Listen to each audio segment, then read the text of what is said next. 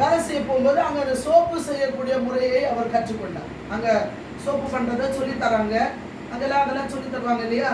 அப்போ சோப்பு செய்து கொடுக்குறாரு, அவருக்கு கொஞ்சம் வருமானம் கிடைக்குது, அதை வச்சு வீட்டுக்கு கொண்டு வர.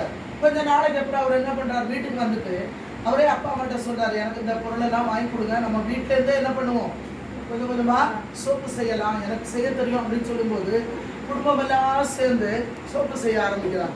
சின்ன சின்ன குட்டி குட்டி சோப்புகள் அதை செய்து வீடு வீடாக கொண்டு போய் வித்துட்ருக்காங்க. அதில் வித்து கிடைத்த வருமானத்தில் முதல்ல 10ல் ஒரு பகுதியை ஆண்டவர்கிட்ட எடுத்து வச்சுட்டாங்க. முதல் வருமானம் 80 வருஷங்களுக்கு முன்பாக நடந்த சம்பவம். அப்போ முதல் வருமானத்தை எடுத்து வச்சாச்சு. ரெண்டாவது திரும்பவும் அதை சோப்பை செய்கிறாங்க.